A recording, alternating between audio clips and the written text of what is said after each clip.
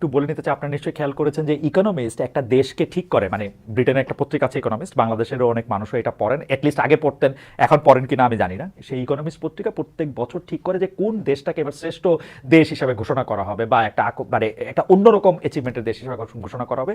এবার ইকোনমিস্ট দেশ হিসেবে ঠিক করেছে হচ্ছে বাংলাদেশকে। আমি এমনিতেই যে কোনো একটা খেতাব দেওয়া, এই করা সেই করা, সেগুলিকে অনেক বেশি গুরুত্ব দিই না, কিন্তু এইবার বাংলাদেশ আসলে তার চলতে থাকা 15 বছর বা 16 বছরের স্বৈরশাসন থেকে নিজেদেরকে মুক্ত করেছে, নিজেরা মুক্ত হয়েছে, এবং এর জন্য যারা এতে নেতৃত্ব দিয়েছে তাদের অনেক রক্ত দিতে হয়েছে, অনেক ত্যাগ করতে হয়েছে। সেই জন্য ইকোনমিক্স তাদেরকে মানে বাংলাদেশকে এবার নির্বাচিত করেছে একটি বিশেষ দেশ হিসেবে।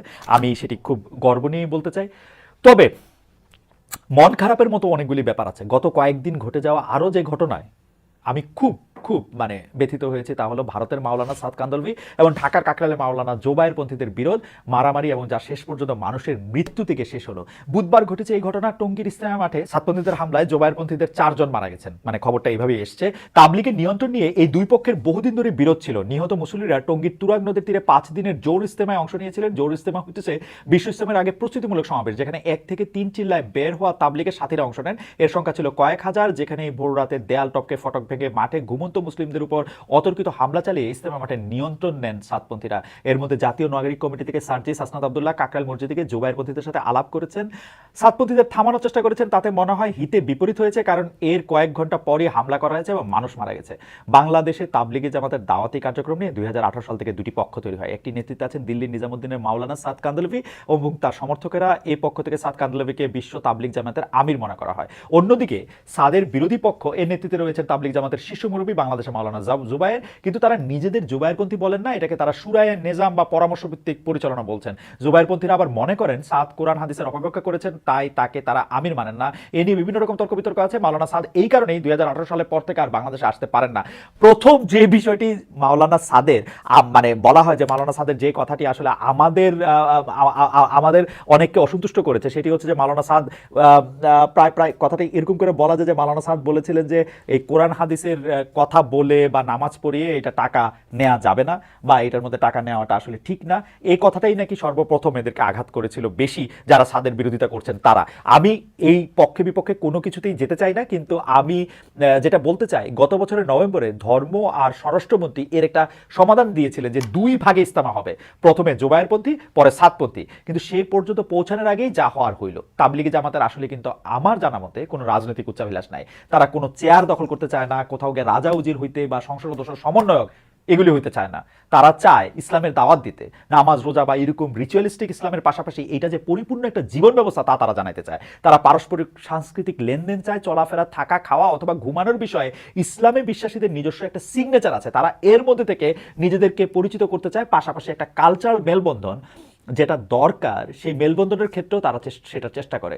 সেই জন্য সাউথ আফ্রিকার তাবলিগ জামাতের লোকেরা অস্ট্রেলিয়া যায়, অস্ট্রেলিয়া থেকে পাকিস্তান আসে, সেখান থেকে ইন্ডিয়া যায়, বিনিময়ের মাধ্যমে একটা একই ছাতার নিচে তারা আসতে চায়। 1926 সালে ব্রিটিশ ইন্ডিয়াতে তাবলিগ জামাত যখন শুরু হয়েছে, এটা ছিল তাদের প্রধান উদ্দেশ্যের একটা।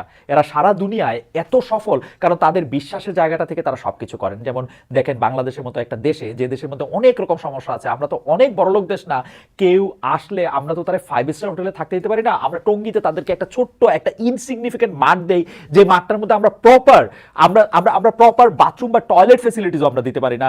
এবং এই মাঠের মধ্যে জমায়েত হয়ে কোনো রকম একটা সভা করা, সেইটা কিন্তু কোনো ধরনের মানে কি বলবো, ইসলামের যে 5টা স্তম্ভ, আপনি হজ করতে যাবেন, এইটা যেহেতু যেটা আপনার ফরজ, আপনার টাকা পয়সা থাকলে, এরকম না কিন্তু ঘটনাটা। এইটা বাংলাদেশ থেকে বাংলাদেশ এটা একটা সাধারণ একটা আয়োজন করে, সাধারণ মানুষের একটা জায়গা থেকে, কিন্তু তারপরও যে এতগুলি জায়গা থেকে লোক আসে, সেইটা আসলে এইটা দেখাশোনা এবং মেলামশার মধ্যে থেকে একটা বোঝা পড়ার জন্য, যেখান থেকে সবাই বুঝতে পারে যে ইসলামের পতাকা তলায় থাকলে জিনিসটা কিরকম হইতো। এই যে ইসলামের জন্য এত মানুষের এত স্যাক্রিফাইস, এত কষ্ট স্বীকার, এটা হযরত মুহাম্মদ সাল্লাল্লাহু আলাইহি ওয়াসাল্লামের পথ অনুসরণ করেই। তিনিও আর একটা সাংঘাতিক বৈরী পরিবেশে থেকেও মানুষকে ডাক দিয়েছেন ইসলাম ধর্ম বোঝার জন্য, যে তোমরা দেখো আমরা আসলে কিভাবে খাই, কিভাবে থাকি, অন্যদের সাথে আমাদের সম্পর্ক কিভাবে তৈরি হয়, মোট কথা কিভাবে জীবনযাপন করি, কিরকম কাপড় পরি, কিরকম ব্যবসা করি, দেখো আসো এগুলি নিয়ে কথা বলি।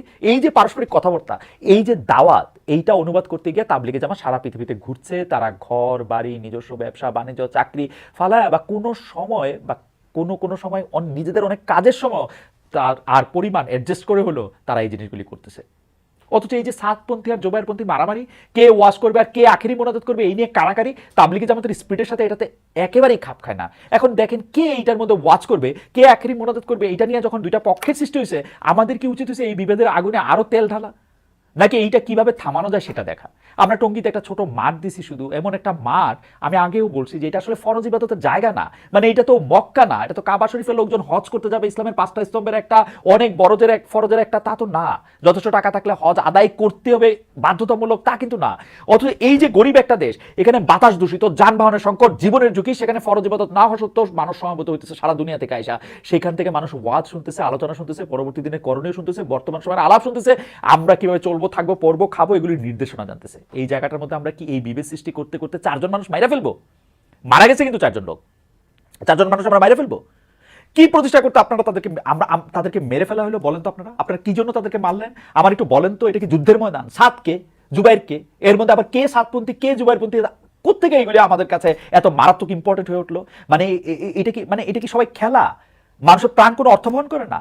এটা ব্রাজিল আর্জেন্টিনা, আবহানী মামুডান, বিএনপি জামাত, আমরা কি প্রতিষ্ঠা করতে চাইলাম? এটা আমার মনে হয় এক্ষুনি এই মুহূর্তে, মানে গতকালই করা উচিত ছিল, তবু এখনো সময় শেষ হয়ে যায় না। এই মুহূর্তে এই ধরনের কোনো বিভেদের মধ্যে আর থাকা উচিত না, এই বিভেদ পালা উচিত না। কারণ দেখেন, জহির রায়নের সময়ের প্রয়োজনে গল্প পড়ছিলাম যে আজকে থেকে 3.5 দশক আগে হয়তো, যে দেশ একটা ভৌগোলিক ব্যাপার, 3 প্রজন্ম আগে পরে আমরাই কি বলতে পারবো কোনটা দেশ কোনটা বিদেশ? কিন্তু কিছু জিনিস তো থেকে যাবে, তাই না? এই যে আপনি ইসলামিক আদর্শ বলেন, মানবিক আদর্শ বলেন, এই সময় আমরা মানুষজন কই ছিলাম, সেই জায়গাগুলি তো থেকে যাবে। কি বলবে আমাদেরকে পরবর্তী প্রজন্মের লোকজন? কি উদাহরণ আমরা সৃষ্টি করতেছি?